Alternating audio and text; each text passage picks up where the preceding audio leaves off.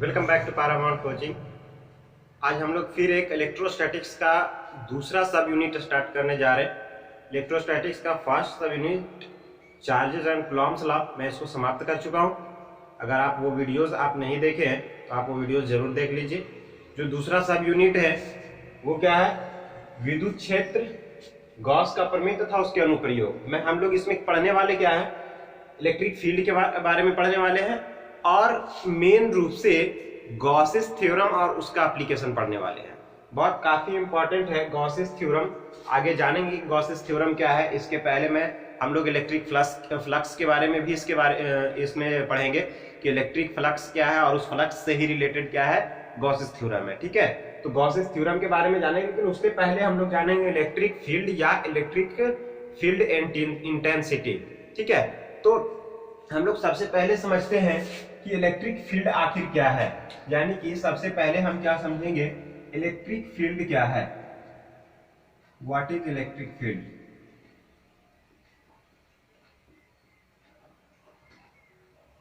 Electric field यानी विद्युत क्षेत्र।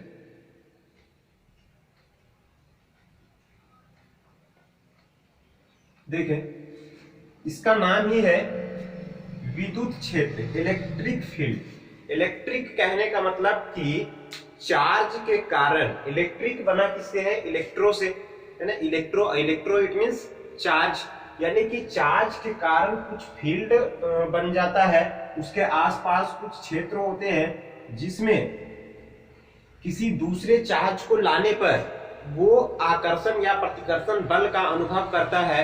वो जो दायरा होता है ना, वो जो क्षेत्र होता है, उसको इलेक्ट्रिक फील्ड कहा जाता है। ठीक है, नहीं समझ में आया? आप क्लास 11 के अंदर आप एक क्षेत्र पढ़े थे, गुरुत्वीय क्षेत्र। क्या पढ़े थे? गुरुत्वीय क्षेत्र। जैसे जिसको हम किससे इंडिकेट करते थे? ये जी, ऐसे इससे इंडिकेट करते थे, है ना। तो ये वाला जो वैल्यू होता था, ये क्या होता था? ये होता था कि चलो भाई ये पृथ्वी है, मान लो पृथ्वी से ही हम रिलेट कर रहे हैं। ये पृथ्वी है, यहां से कोई वस्तु इसकी तरफ खींचा चला आता है छोड़ देने के बाद। ये पृथ्वी है, मैं इस मार्कर को छोड़ दूं, ये नीचे चला जाएगा। इसका मतलब कि ऐसा थोड़ी है कि ये फोर्स लगा रहा है बिना छुए, यानी कि इस मार्कर को पृथ्वी छू रहा है क्या?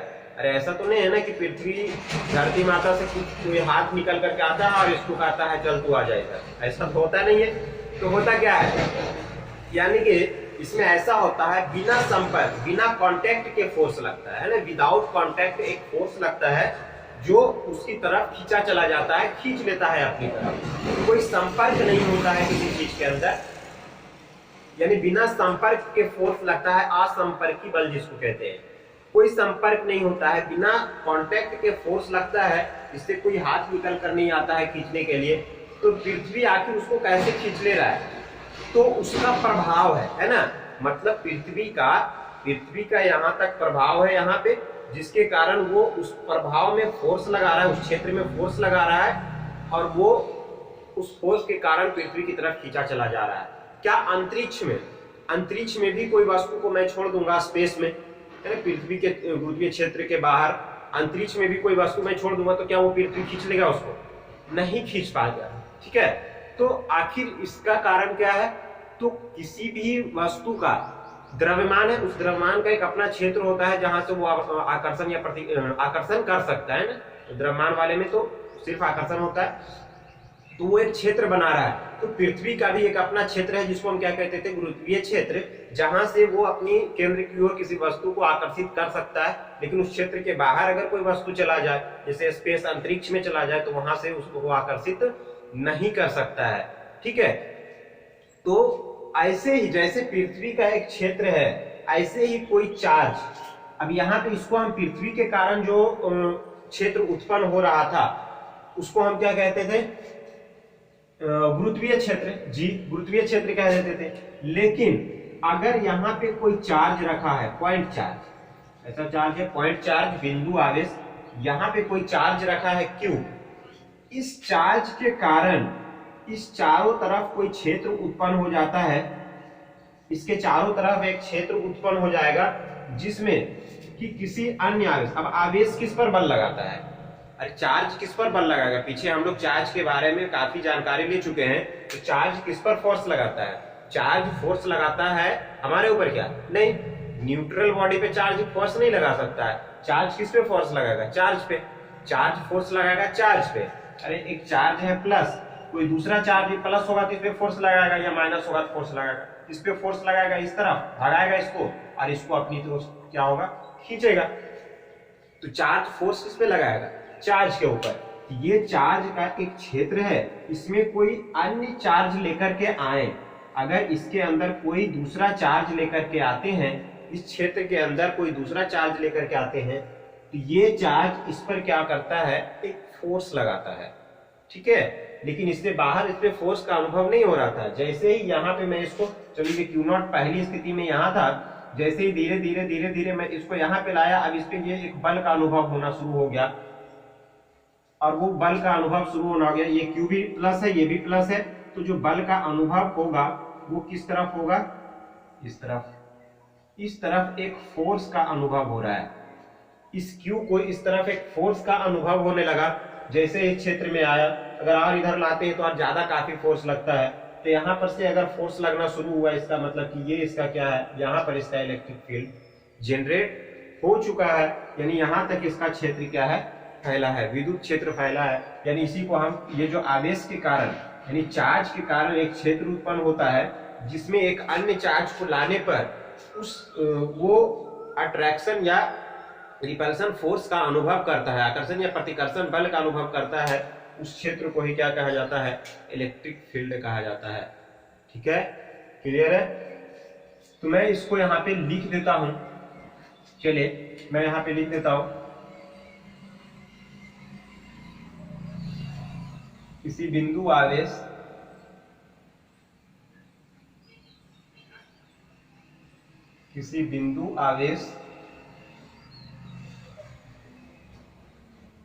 का वह क्षेत्र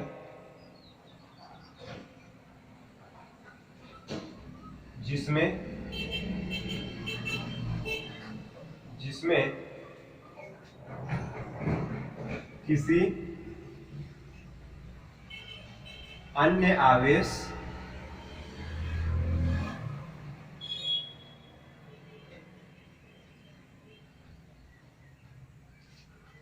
को लाने पर आकर्षण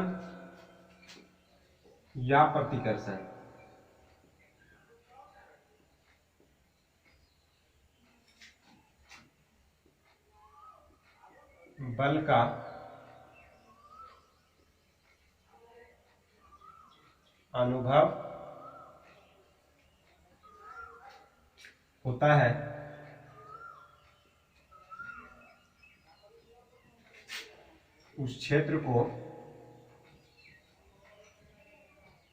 है, उस क्षेत्र को इलेक्ट्रिक फील्ड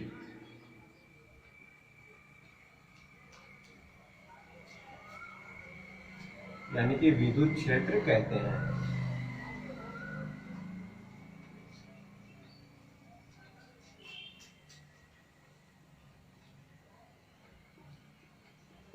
विद्युत क्षेत्र कहते हैं, ठीक है। किसी बिंदु आवेश का वह क्षेत्र जिसमें किसी अन्य आवेश को लाने पर आकर्षण या प्रतिकर्षण बल का अनुभव होता है, उस क्षेत्र को इलेक्ट्रिक फील्ड या विद्युत क्षेत्र कहते हैं। ठीक है, जैसे यहाँ पे मैं आपको दिखा चुका हूं, ये क्यू चार्ज रखा है, इसके चारों ओर एक क्षेत्र बन रहा है, यहाँ पे क्यू नॉट एक दूसरा चार्ज को लाए हैं, और ये इसकी दूरी कितना है, ये इसकी दूरी मैं मान रखा हूं, ये r दूरी पर है। ये कितनी दूरी पर है, r दूरी पर है, तो इस पर फोर्स लग रहा है, और ये जो फोर्स होगा, ये फोर्स का जो वैल्यू होगा वो क्या होगा, कूलॉम के नियम से F बराबर क्या होता है, K Q1 Q2 बटा R square. K Q1 Q1 कितना है, Q है, Q2 कितना है, Q नॉट है, अपॉन में क्या हो जाएगा, दूरी कितना है, R स्क्वायर है ना। इस तरफ फोर्स लग रहा है इसका, मैं इसको क्या कर देता हूं, इसकी डायरेक्शन दे देता हूं R कैप। क्लियर है? तो ये इलेक्ट्रिक फील्ड है। इलेक्ट्रिक फील्ड आवेश का एक क्षेत्र होता है जिसमें दूसरे आवेश को लाने पर उस पर बल का अनुभव होता है। ठीक है, चलिए नोट करें, इसके बाद आगे चलते हैं। अब देखिए एक चीज बता दें आपको, ये जो Q है ना, ये Q नॉट को क्या कहा जाता है? टेस्ट चार्ज कहा जाता है। इस Q नॉट को क्या कहते हैं? टेस्ट चार्ज, यानी कि परीक्षण आवेश बोला जाता है हिंदी में, परीक्षण आवेश। इलेक्ट्रिक फील्ड की जांच करने के लिए, हमें परीक्षण करने के लिए, टेस्ट करने के लिए कि इलेक्ट्रिक फील्ड आखिर कहां तक है कहां नहीं है, तो उसकी जांच करने के लिए हम एक बहुत छोटे आवेश लेते हैं, बहुत छोटा आवेश होता है, बहुत छोटे परिमाण का आवेश लेते हैं, और वो आवेश हमेशा कैसा होना चाहिए? पॉजिटिव होता है। ये आवेश जो टेस्ट चार्ज होता है वो हमेशा पॉजिटिव लिया जाता है, और उसको हम क्या कहते हैं, और इसकी सहायता से हम जांच करते हैं कि कहाँ पे इलेक्ट्रिक फील्ड है कहाँ पे नहीं है, क्योंकि ये इतना छोटा होता है, ये इतना छोटा अमाउंट का चार्ज होता है, ये इतना छोटा परिमाण वाला चार्ज होता है कि इससे इलेक्ट्रिक फील्ड जनरेट नहीं होता है। ठीक है, ऐसा नहीं कि चलो ये बड़ा चार्ज है तो इलेक्ट्रिक फील्ड जनरेट हो रहा है, इससे भी तो इलेक्ट्रिक फील्ड जनरेट हो रहा होगा, इससे नहीं होता है, क्योंकि ये परिमाण में काफी कम होता है, बहुत छोटा चार्ज होता है। कहने कि ये चूहा होता है एक तरह से, है ना, ये चार्ज जो होता है चूहा वाला चार्ज होता है, बहुत छोटा सा होता है। ठीक है, जैसे एक शेर हो और उसके बीच में एक चूहा आ जाए तो बताओ उसके कंपैरिजन में क्या होगा? वो बहुत ही छोटा, बिल्कुल नगण्य माना जाएगा। तो ये जो होता है, ये शेर है बेचारा, ये चूहा है, ये चूहे को हम सिर्फ टेस्ट करने के लिए लेकर आते हैं। ठीक है, इसको टेस्ट करने के लिए लेकर आते हैं, इसीलिए हम इसको क्या करते हैं, यानी चार्ज इलेक्ट्रिक फील्ड जांच करने के लिए, टेस्ट करने के लिए लाते हैं कि इलेक्ट्रिक फील्ड यहाँ पे है या नहीं है, इसलिए हम इसको क्या कहते हैं? टेस्ट चार्ज कहते हैं। और बाकी इसका कुछ काम नहीं होता है, ये बहुत छोटा अमाउंट होता है। ठीक है, ये जो परिमाण में होता है वो बिल्कुल कम होता है और वो पॉजिटिव होता है, इसलिए हम इसको क्या कहते हैं? टेस्ट चार्ज कहते हैं। चलिए इसके बाद आगे चलते हैं।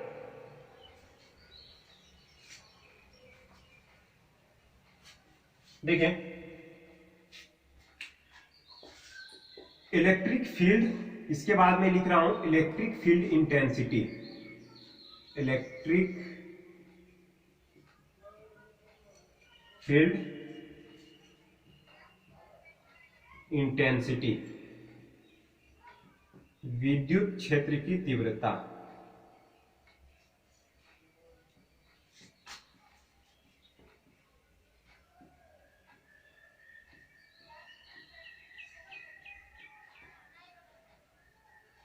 अब देखें विद्युत क्षेत्र की तीव्रता, हम लोग काफी बार इसको अलग से तीव्रता नहीं कहते, विद्युत क्षेत्र ही कह देते हैं इसको भी।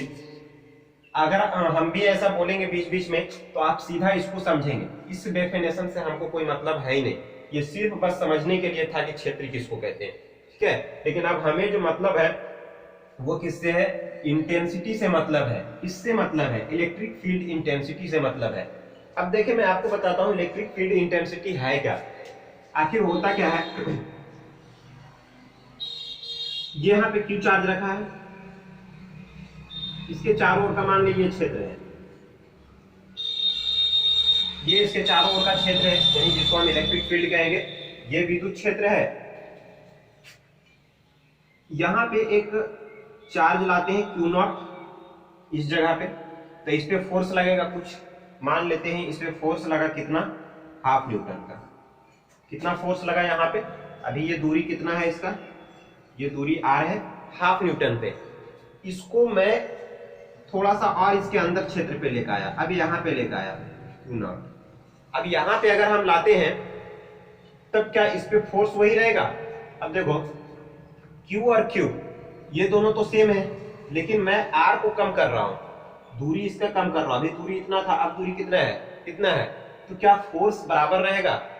फोर्स ज्यादा हो जाएगा, इस पर जो लगने वाला फोर्स होगा वो ज्यादा हो जाएगा। कूलॉम के नियम में आप पढ़ चुके हैं, कूलॉम का नियम जो होता है दूरी का कूलॉम के नियम में जो लगने वाला बल होता है, आवेशों के बीच लगने वाला जो आकर्षण या प्रतिकर्षण बल होता है वो दूरी के वर्ग का व्युत्क्रमानुपाती होता है। तो दूरी का अगर व्युत्क्रमानुपाती होता है, इसका मतलब कि दूरी बढ़ेगा, दूरी घटेगा तो बल का मान बढ़ेगा। उल्टा व्युत्क्रमानुपाती मतलब कि उल्टा, ऑपोजिट। अगर दूरी कम करेंगे तो उसका फोर्स का मान क्या होगा? बढ़ेगा। इसके बीच की डिस्टेंस अगर हम कम कर रहे हैं, इतना ला दिए, इतना था इतना ला दिए, तो इसका मतलब इसके बीच का फोर्स क्या होगा? बढ़ेगा। इसको अगर मैं और आगे लाता हूं यहाँ पे, तो फोर्स का वैल्यू और बढ़ेगा। इसका मतलब कि यहाँ पे इलेक्ट्रिक फील्ड इंटेंसिटी का मान जो था वो कुछ और था, मतलब कम था। जैसे जैसे नजदीक ला रहे हैं, इसकी जो ताकत है, ये जो क्षेत्र उत्पन्न कर रहा है, इस क्षेत्र का जो ताकत है वो क्या है, इसके पास में क्या है, ज्यादा है। जैसे जैसे हम दूर जा रहे हैं इसका ताकत कम हो रहा है, फोर्स का मान क्या हो रहा है, कम हो रहा है। जैसे जैसे नजदीक आ रहे हैं इसके फोर्स का वैल्यू बढ़ रहा है, मतलब कि इसकी जो तीव्रता है, तीव्रता यानी इंटेंसिटी जो है क्षेत्र की, वो ज्यादा है। ठीक है, तो इंटेंसिटी समझ में आ रहा है। इंटेंसिटी यानी कि चार्ज के निकट, जिस चार्ज का हम लोग क्षेत्र की बात कर रहे हैं, जिस चार्ज के बारे में, उसके निकट जो होता है फोर्स ज्यादा लगता है, तो हम कहते हैं कि यहाँ पे इंटेंसिटी ज्यादा है। लेकिन जैसे जैसे दूर जाते हैं तो फोर्स का वैल्यू घटता जाता है, जिसके कारण हम उसको क्या कहते हैं कि दूर जाने पर जो इंटेंसिटी होता है, जो इलेक्ट्रिक फील्ड इंटेंसिटी होता है, उसका वैल्यू क्या होता है, डिक्रीज होता है, घटता चला जाता है। क्लियर है। तो इंटेंसिटी, अब देखें कैलकुलेशन में ये इलेक्ट्रिक फील्ड इंटेंसिटी की आवश्यकता क्यों पड़ी, क्या जरूरत है इसका, हम यूज क्या करेंगे इसको। देखिए कूलॉम के नियम में होता क्या था, कूलॉम का नियम था F is equal to K Q by R square. ठीक है, Q1 Q2, अगर Q1 Q2 दो आवेश है, यहाँ Q और Q है तो दो आवेश ऐसे लिख दिए, Q नॉट, ये होता कूलॉम का नियम। ठीक है, लेकिन अब इसमें बात ये है, ये किन किन चीजों पे डिपेंड कर रहा है, ये डिपेंड कर रहा है दूरी पे, ये डिपेंड कर रहा है ये चार्ज पे, ये डिपेंड कर रहा है ये चार्ज पे, यानी तीन चीजों पे डिपेंड कर रहा है। अब हमें अगर हम कोई भी दो चीज बदल देते हैं, ये बदल देते हैं या ये बदल देते हैं, तो हमको फोर्स का वैल्यू क्या हो जाएगा, बदल जाएगा। अब बात यह है कि हम ऐसा कुछ क्यों ना करें कि इससे स्वतंत्र हो जाए, हमको इससे कोई मतलब नहीं हो, उसके बाद भी हम अगर ज्ञात कर सके फोर्स का वैल्यू, तो फिर उसके लिए हम क्या करें, यानी हमें ये चार्ज का वैल्यू पता नहीं है, हमें सिर्फ ये चार्ज है और हमें बताना है कि यहाँ पर कितना फोर्स लगेगा, तब हम क्या करेंगे। ठीक है, मतलब ये चार्ज हमारे पास है, ये चार्ज का वैल्यू, सॉरी ये चार्ज नहीं, ये चार्ज का वैल्यू हमको पता नहीं है, और हमको ये चार्ज का वैल्यू सिर्फ पता है, और हमें बताना है कि चलो ये चार्ज यहाँ पे है तो फोर्स कितना लगेगा। ठीक है, तो उसके लिए हमें क्या करना होगा, तो देखिए उसके लिए इलेक्ट्रिक फील्ड इंटेंसिटी जो होता है क्या है, उसके डेफिनेशन से आपको क्लियर भी हो जाएगा। देखिए इलेक्ट्रिक फील्ड इंटेंसिटी जो है, तीव्रता भी क्या किन किन चीजों पे डिपेंड कर रहा था, तीव्रता जो है, जैसे Q चार्ज था, इसके निकट इंटेंसिटी क्या होता है, इसके निकट जो इंटेंसिटी होता है वो ज्यादा होता है, दूर जाने पर इंटेंसिटी घट रहा होता है। मतलब कि इंटेंसिटी जो है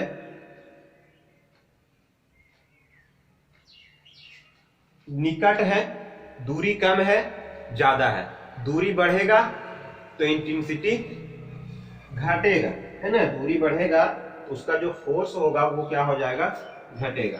तो दूरी बढ़ने पर उसका फोर्स, ये डिपेंड किस पर कर रहा है, सीधे सीधे बात कर ले, ये किस पे डिपेंड कर रहा है, ई पर डिपेंड कर रहा है ना, इंटेंसिटी, ई क्षेत्र जिसको कहते हैं, विद्युत क्षेत्र को हम किससे इंडिकेट कर देते हैं, ई से इंडिकेट करते हैं। ठीक है, तो ये किस पर डिपेंड कर रहा है, ई पर डिपेंड कर रहा है, क्यू है, इसका क्षेत्र ये है, चलो यहाँ पर ई का वैल्यू, यहाँ पर ई का वैल्यू, तो ई पर डिपेंड कर रहा है। क्लियर है। आर किस पर डिपेंड कर रहा है, आर डिपेंड कर रहा है वो चार्ज क्या है, जो हम चार्ज लेकर आ रहे हैं वो चार्ज कितना है उस पर डिपेंड कर रहा है, यानी कि क्यू पे डिपेंड कर रहा है। ठीक है, ये दो चीजों पर डिपेंड कर रहा है। तो यहां से आप देखें तो यहां से क्या निकल कर के आ रहा है, ये फिर दोनों को अगर मिलाकर लिखेंगे तो क्या लिखेंगे, क्यू ई, है ना, क्यू ई। तो एफ इज इक्वल टू क्या लिखेंगे, प्रोपोर्शनल का चिन्ह हटाते हैं, के क्यू ई ये लिखते हैं। अगर हम इसका वैल्यू 1 मान लेते हैं, के कांस्टेंट मान है, वो के नहीं है, 1/4πε0 वाला के नहीं है, ये के कोई ऐसे कांस्टेंट मान है, इसका वैल्यू अगर हम 1 माने तो एफ बराबर क्या निकल करके आता है, क्यू ई। तो ई बराबर क्या निकल करके आया, एफ बाई क्यू, एफ बटा क्यू। ये इलेक्ट्रिक फील्ड का डेफिनेशन है, यहां से डेफिनेशन पता चल जाता है। अब इसको मैं लैंग्वेज बोलूं, इसका लैंग्वेज क्या हो सकता है, प्रति एकांक आवेश पर लगने वाला फोर्स को क्या कहा जाता है? इलेक्ट्रिक फील्ड इंटेंसिटी कहा जाता है। अगर इस कूलम का वैल्यू, इस Q का वैल्यू 1 कूलम हो जाए, जैसे इस Q का वैल्यू कितना हो जाए 1 कूलम, तो क्या हो जाएगा? E बराबर F हो जाएगा ना। इसका वैल्यू 1 हो जाए तो E बराबर क्या हो जाएगा? F हो जाएगा। यानी 1 कूलम पर लगने वाले फोर्स को ही क्या कहा जाता है? इलेक्ट्रिक फील्ड इंटेंसिटी कहा जाता है। ठीक है, तो मैं इसका डेफिनेशन यहाँ पर लिख देता हूँ। चलिए मैं यहाँ पे लिख देता हूँ इसका डेफिनेशन। विद्युत क्षेत्र के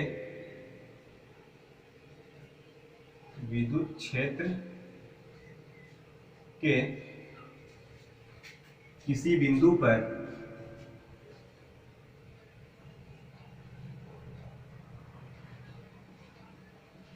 एकांक परीक्षण आवेश, परीक्षण टेस्ट चार्ज, एकांक परीक्षण आवेश पर लगने वाला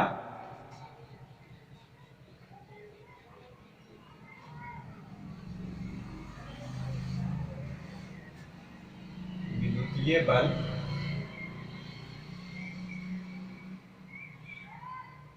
उस बिंदु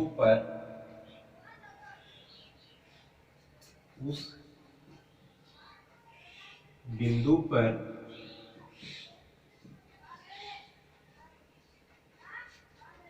विद्युत क्षेत्र की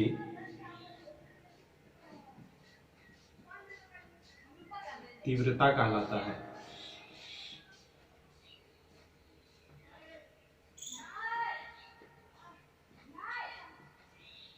ठीक है, यानी यहां से इसे हम E से निरूपित करते हैं। क्या लिख दे? इसे E से सूचित किया जाता है। ये लिख देता हूं, इसे E से सूचित किया जाता है।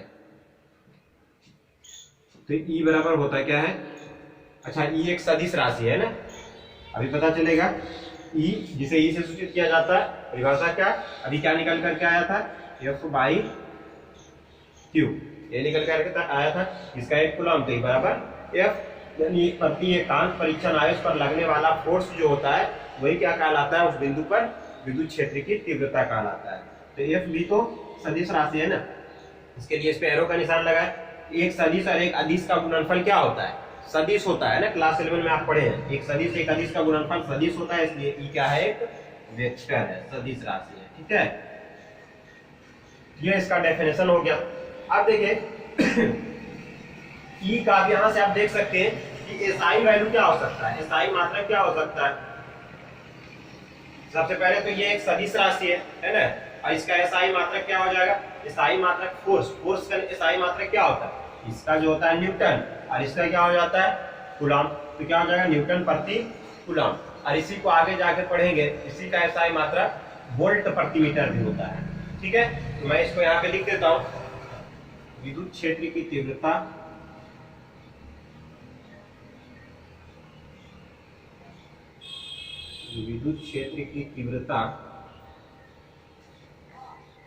एक सदिश राशि है।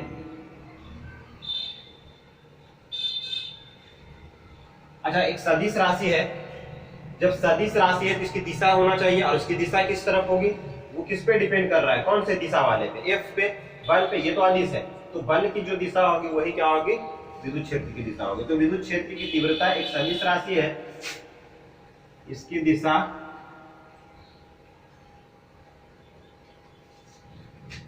लगने वाले बल की दिशा में होती है, बल की दिशा में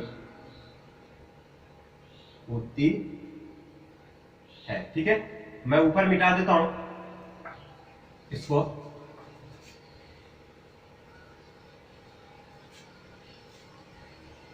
ये हो गया। इसके बाद हम देख लें SI मात्रक एवं बीमा। SI मात्रक एवं बीमा। देखिए SI मात्रक के लिए यहां से E बराबर है क्या? E is equal to F by Q. तो एफ के लिए होता क्या है, एसआई मात्रक एफ के लिए क्या हो जाता है न्यूटन, बल का एसआई मात्रक न्यूटन, और क्यू इसके लिए चार्ज है, क्यू क्या है आवेश है, तो इसका मात्रक क्या होता है कूलम। यानी यहाँ से क्या हो जाएगा न्यूटन प्रति कूलम, या बटा ऐसे भी लिख सकते हैं न्यूटन प्रति कूलम। तो एसआई मात्रक क्या हो गया, एसआई मात्रक हो गया आपका न्यूटन प्रति कूलम। अच्छा, इसका एसआई मात्रक न्यूटन प्रति कूलम, या एक और होता है उसको आगे हम पढ़ेंगे, वोल्ट प्रति मीटर भी होता है। ठीक है, तो दोनों याद रखें।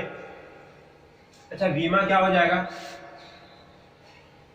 वीमा देखो, वीमा ऊपर क्या है बल और नीचे आवेश, तो बल की वीमा क्या होता है mlt minus two, mlt minus two, और नीचे आवेश q बराबर it, it यानी कि I का एम्पियर, a और t तो समय है t, ये इसकी बीमा होता है q के लिए, ये पहले भी आ चुका है। तो देखो यहां से क्या हो जाएगा, बीमा जो हो जाएगा वो बीमा क्या हो जाएगा m, l तो एक ही है l, t का पावर माइनस थ्री हो जाएगा ना, ये t माइनस वन हो जाएगा ऊपर जाके, माइनस टू पहले से है तो t पर पावर माइनस थ्री, और a भी ऊपर चला जाएगा तो क्या हो जाएगा a पर पावर माइनस वन, ये इसकी क्या हो जाएगा डायमेंशन हो जाएगा। चलिए नोट करें, उसके बाद आगे चलते हैं। चलिए मिटाते इसको।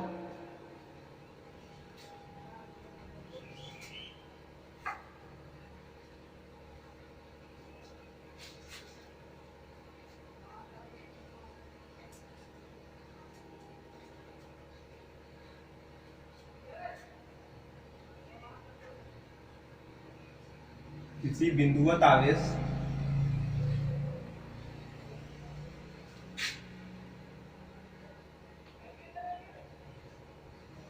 Q के कारण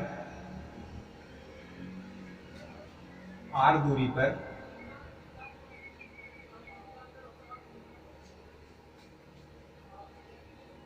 विद्युत क्षेत्र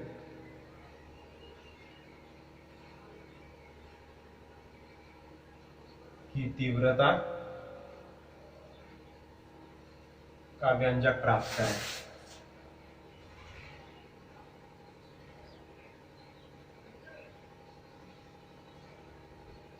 देखो, एक बिंदुवत आवेश है, हमको कुछ दूरी पर हमें क्या करना है, उसकी विद्युत क्षेत्र की तीव्रता इंटेंसिटी हमें प्राप्त करना है, यानी E का वैल्यू प्राप्त करना है। हम कैसे करेंगे, ठीक है, ऐसा माने एक बिंदुवत आवेश है Q, देखिए एक बिंदुवत आवेश यहाँ पे है, ये Q है, इससे R दूरी पर, देखिए इससे R दूरी पर, इससे R दूरी पर एक चार्ज, टेस्ट चार्ज लेकर आते हैं क्या Q नॉट। यहाँ पे एक टेस्ट चार्ज लेकर आए हैं, कितनी दूरी है इसका R दूरी है, किस दिशा में, इस दिशा में। ठीक है, मैं इसको R कैप लगा देता हूँ डायरेक्शन के लिए, यूनिट वेक्टर R कैप। मुझे यहाँ पे क्या करना है, इलेक्ट्रिक फील्ड पता करना है, इंटेंसिटी पता करना है। अच्छा, इसके बीच में जो फोर्स लगेगा वो किस तरफ होगा, यानी विद्युत क्षेत्र की तीव्रता का डायरेक्शन किस तरफ होगा, जिधर फोर्स लगेगा उधर ही डायरेक्शन होता है, अभी तो बताया हूँ फोर्स की तरफ ही डायरेक्शन होता है, फोर्स की दिशा में। इसके बीच में फोर्स किधर लगेगा, इसी के रेखा के अनुदिश लगेगा, क्योंकि दोनों प्लस चार्ज है तो प्रतिकर्षण होगा, ये इसको धक्का देगा किधर, इस तरफ, इधर लगेगा इसका फोर्स। ठीक है, और जिधर फोर्स लगता है उसी दिशा में क्या होता है, इसकी इंटेंसिटी भी होता है। तो इंटेंसिटी ई भी जो होगा, विद्युत क्षेत्र भी जो होगा इस दिशा में होगा। तो हमें प्राप्त करना है यहाँ पर इसकी विद्युत क्षेत्र की तीव्रता जो होगा इस पॉइंट पर क्या होगा, है ना। इस पॉइंट का नाम हम रख देते हैं P। ठीक है, देखिएगा, और इसको हम नाम रख देते हैं क्या, A। तो मैं यहाँ पे लिखता हूं, माना कि A पर कोई बिंदु आवेश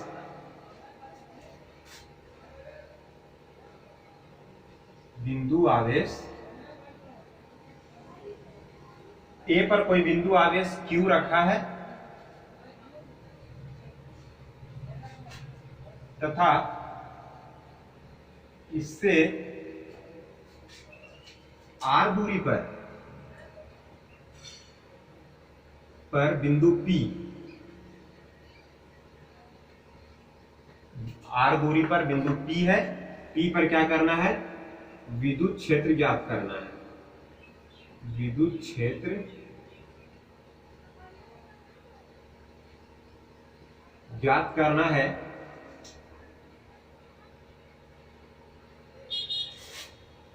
जिसके लिए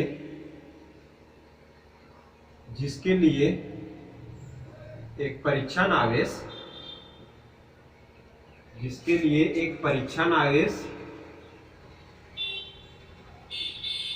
Q0, एक परीक्षण आवेश Q0 बिंदु P पर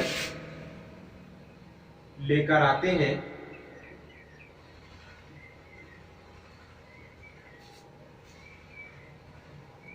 जिस पर फोर्स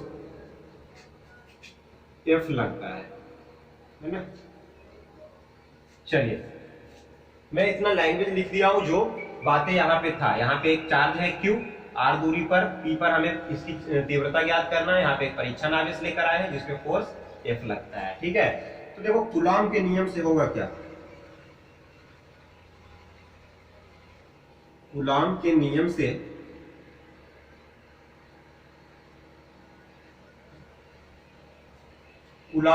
से क्या होता है,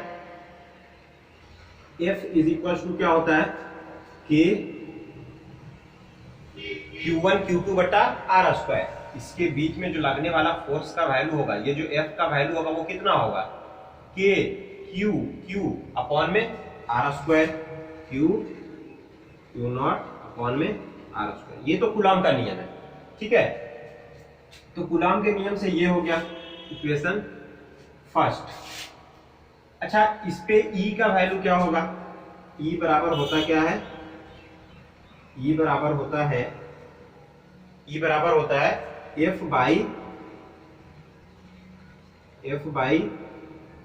Q0। हमें इस पॉइंट पर पता करना है E, तो E बराबर क्या होता है, F बाई Q0। अभी तो देखे थे, प्रत्येकांक आवेश पर लगने वाले फोर्स को क्या कहते हैं, विद्युत क्षेत्र की तीव्रता कहते हैं।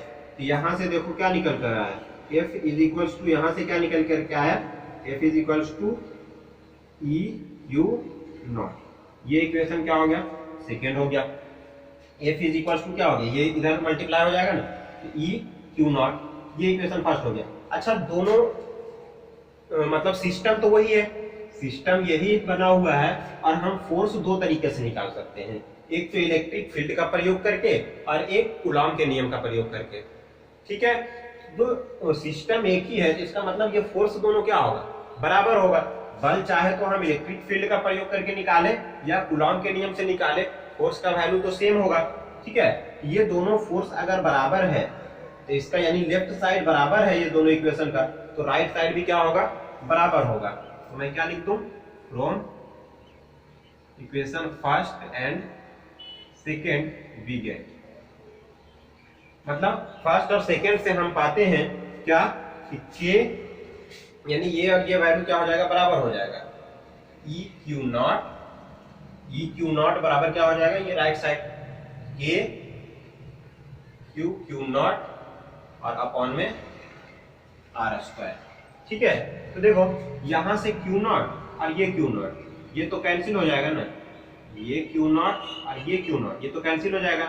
तो E बराबर क्या हो गया, E बराबर हो गया KQ बटा R स्क्वायर, ठीक है। और E बराबर K का वैल्यू भी अगर हम रख दें तो K का वैल्यू क्या होता है, 1/4 पाई एप्सिलॉन नॉट Q बटा R स्क्वायर।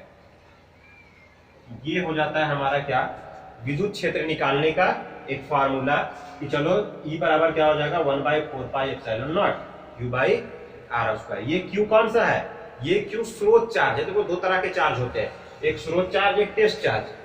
सोर्स जिससे कि विद्युत क्षेत्र उत्पन्न हो रहा है, टेस्ट मतलब जिसके द्वारा हम टेस्ट कर रहे हैं, इससे मतलब नहीं है। ये वाले फार्मूले में कौन सा चार्ज है, ये कैपिटल वाला Q है, ठीक है, स्रोत चार्ज है। तो 1/4 पाई एप्सिलॉन नॉट, इसका वैल्यू कितना होता है, 9 × 10⁻⁹ Q बाई R स्क्वायर, ठीक है। तो इससे कितना आसानी से हम निकाल सकते हैं ना इलेक्ट्रिक फील्ड कहीं पे भी। अब हमें टेस्ट चार्ज की जरूरत ही नहीं है, क्यों भाई, आर स्क्वायर वैल्यू क्या है 1/, इसका वैल्यू पता है, इसका वैल्यू पता होना चाहिए, कितनी दूरी पे हम निकाल रहे हैं वो पता होना चाहिए, तो हम क्या कर सकते हैं इलेक्ट्रिक फील्ड का पता लगा सकते हैं। ठीक है, तो चलिए नोट करें इसको, हो गया, चलिए आगे चलते हैं।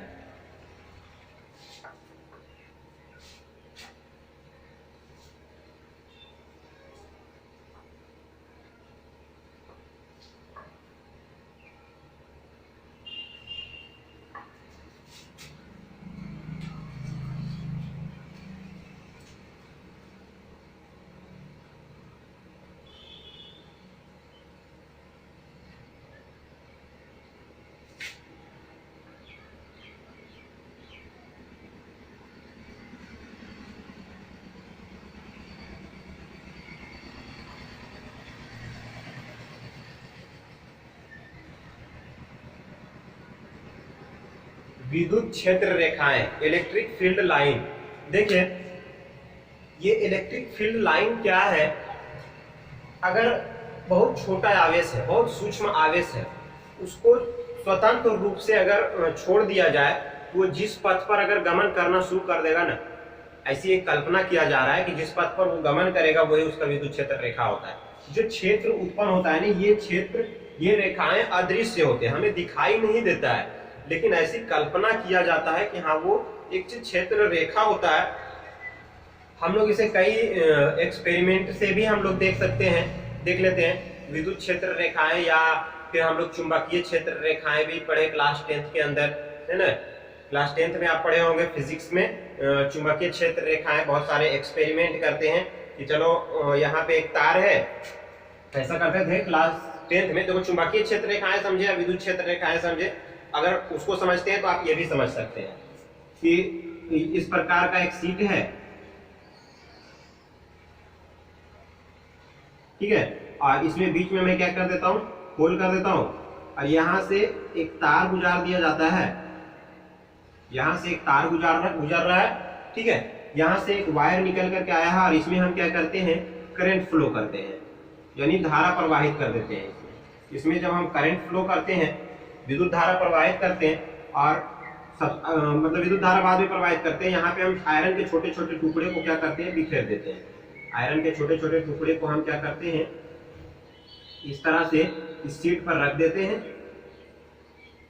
बहुत छोटा छोटा टुकड़ा है आयरन का, इसको रख देते हैं, और उसके बाद जब विद्युत धारा प्रवाहित करते हैं तो हम क्या देखते हैं, ये अनियमित रूप से जो चूर्ण, आयरन का चूर्ण था वो डाला गया था, वो एक लाइन के रूप में बहुत बेहतरीन तरीके से सज जाता है।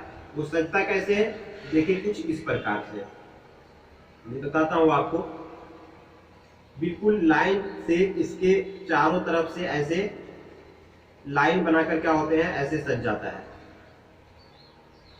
ठीक है, गोल गोल इस तरह से इस वायर के चारों तरफ से क्या होता है, ऐसे सज जाता है।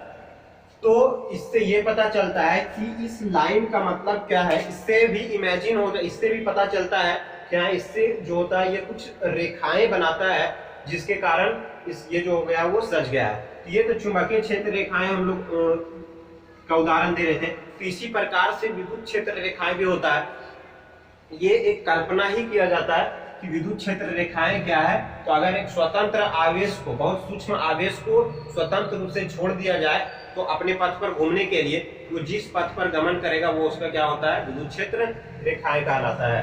अब विद्युत क्षेत्र रेखा जो होता है ना, चार्ज पे डिपेंड करता है कि आखिर वो कैसे होगा। अगर चार्ज पॉजिटिव है, अगर चार्ज पॉजिटिव है तो इससे जो क्षेत्र रेखाएं निकलती है वो दूर जाती है, यानी इससे निकलते हुए क्या होता है, दूर भागता है, इससे इस टाइप से विद्युत क्षेत्र रेखाएं निकलती है, दूर जाता हुआ प्रतीत होता है, इससे जो क्षेत्र रेखाएं होता है दूर जाता हुआ प्रतीत होता है।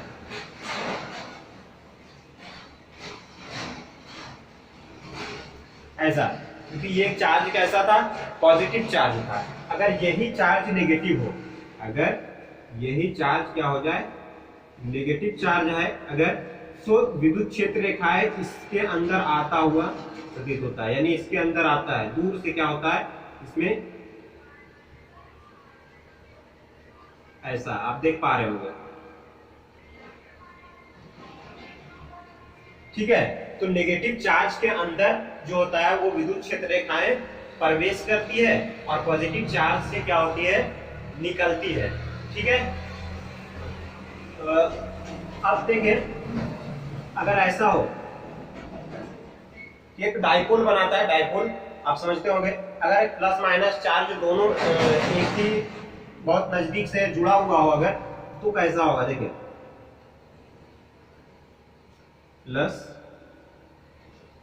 माइनस ये चार्ज है।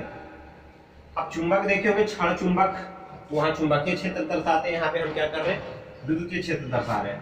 तो यहां से चार्ज निकलता है, इसमें से चार्ज क्या होता है, यहाँ सॉरी विद्युत क्षेत्र रेखाएं यहां से निकलता है और नेगेटिव चार्ज वाले में क्या होता है, प्रवेश करता है, यहां से निकलता है और इसमें क्या होता है, इन करता है।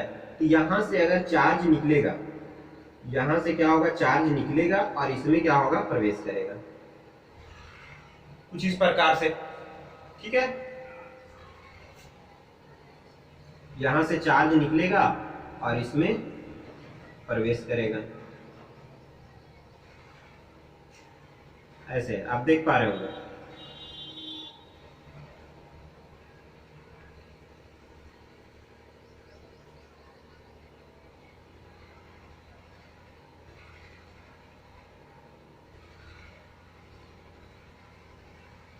देखिए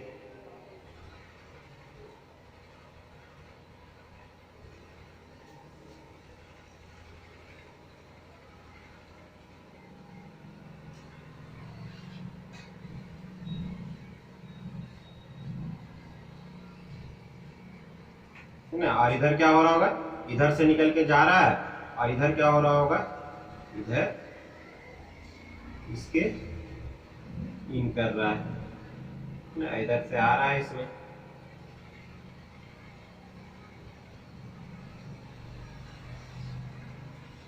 तो पॉजिटिव से जो होता है वो चार्ज निकलता है और नेगेटिव वाले में प्रवेश करता है। अच्छा, यहाँ पॉजिटिव नेगेटिव था, अगर पॉजिटिव पॉजिटिव दो चार्ज हो जाए अपने पास रहे तो उसका इलेक्ट्रिक फील्ड लाइन जो होगा वो कैसा बनेगा, देखिए। तो इसका इलेक्ट्रिक फील्ड लाइन कैसा बनेगा, अब इसमें तो प्रतिकर्षण होता है ना, तो इलेक्ट्रिक फील्ड लाइन जो होगा वो यहां से तो निकलेगा बाहर, यहां से बाहर निकलेगा और यहां से भी क्या होगा, यहां से भी बाहर निकलेगा, है ना, यहां से भी बाहर निकलेगा।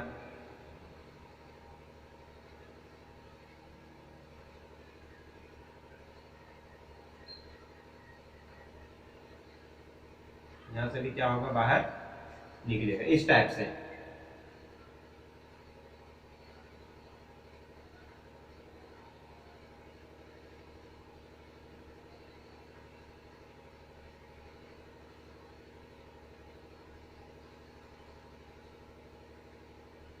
इस टाइप से क्या होगा, इलेक्ट्रिक फील्ड जो होगा वो बाहर निकलेगा दोनों में। लेकिन इसमें अगर ऐसा होता है प्लस माइनस, तो एक से निकलेगा और दूसरे में प्रवेश करेगा। तो ये इलेक्ट्रिक फील्ड लाइन है, जो एक प्रकार का क्या है, इमेजिनरी चीजें है। चलिए मैं इसको लिख देता हूं, पहले विद्युत क्षेत्र रेखाएं है क्या वो लिख देता हूं। यदि कोई सूक्ष्म आवेश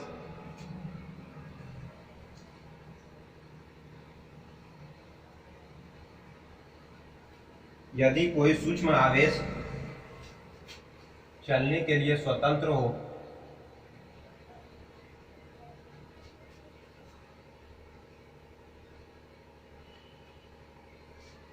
तो वह जिस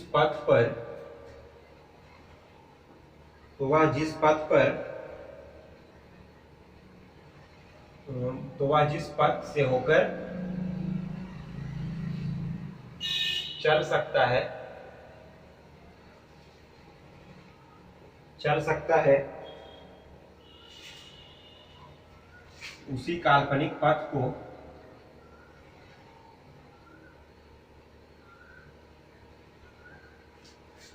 को विद्युत क्षेत्र रेखाएं कहते हैं, विद्युत क्षेत्र रेखा कहते हैं। ठीक है, नोट करें इसको। उसके बाद आगे देखेंगे विद्युत क्षेत्र रेखाओं के गुण।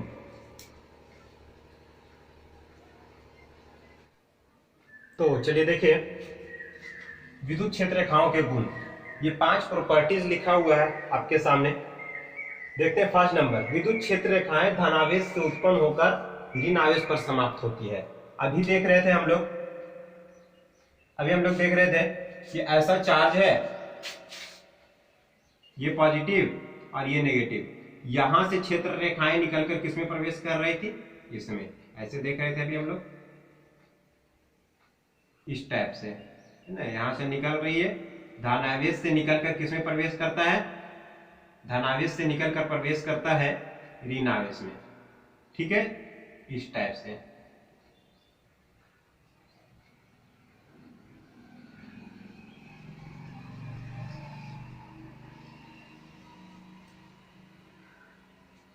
इस टाइप से क्या हो रहा था, धनावेश से निकलकर क्षेत्र रेखाएं ऋण आवेश में प्रवेश करती है। ठीक है, तो पहला प्रॉपर्टी वही लिखा है। दूसरा है, विद्युत क्षेत्र रेखा के किसी बिंदु पर खींची गई स्पर्श रेखा उस बिंदु पर विद्युत क्षेत्र की तीव्रता की दिशा बताती है। देखिए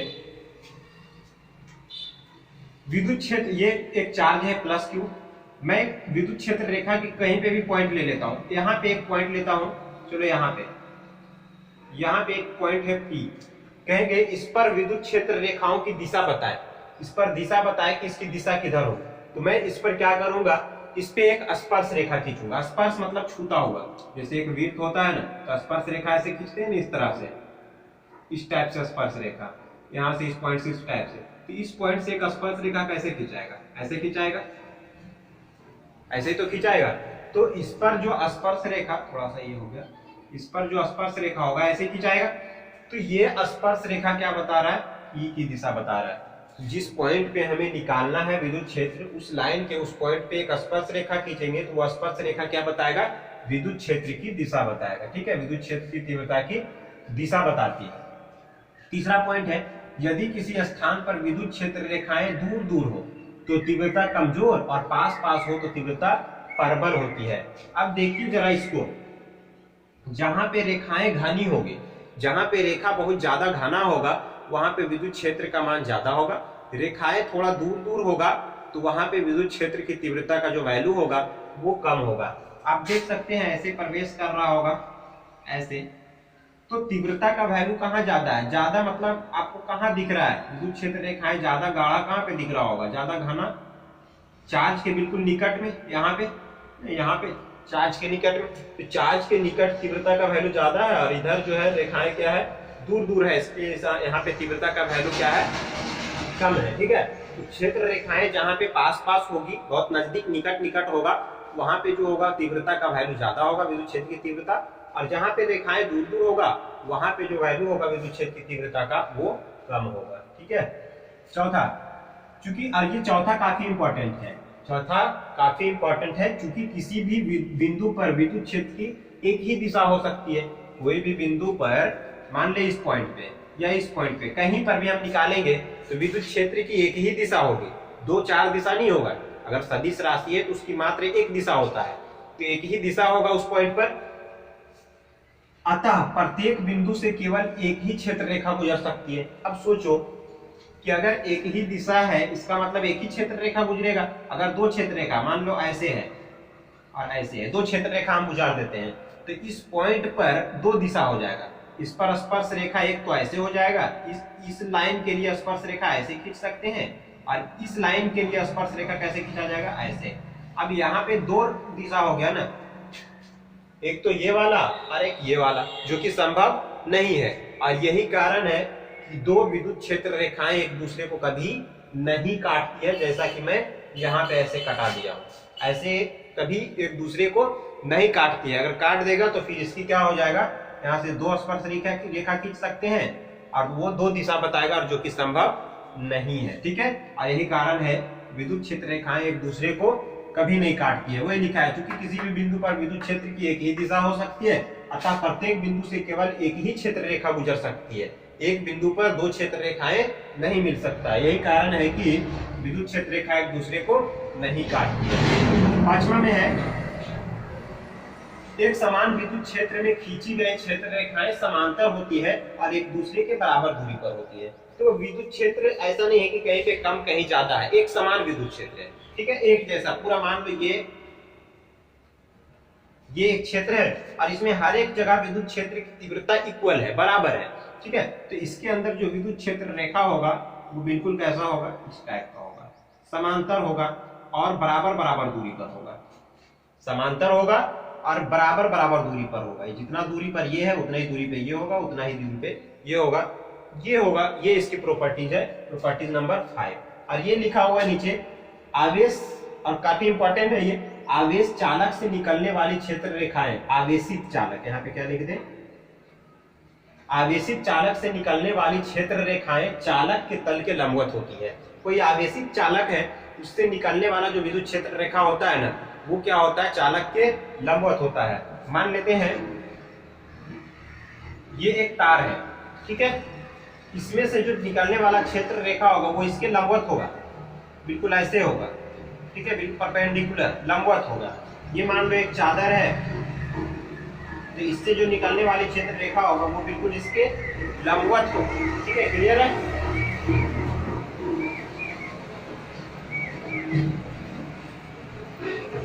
बातें समझ में आ गई। तो ये इसकी 5 प्रॉपर्टीज का जो आपको मैं बताया हूं, और इसको बहुत अच्छी तरीके से आप उम्मीद है समझ चुके होंगे, ठीक है। तो इस वीडियो में इतना ही। अगर आपको ये क्लास अच्छा लगा तो हमें कमेंट बॉक्स में जरूर बताएं। इस वीडियो को लाइक करें, शेयर करें, हमारे चैनल को सब्सक्राइब करें और बेल आइकन दबा दें, ताकि इस तरह की वीडियोस के नोटिफिकेशन सबसे पहले आप तक पहुंचे। थैंक यू, धन्यवाद।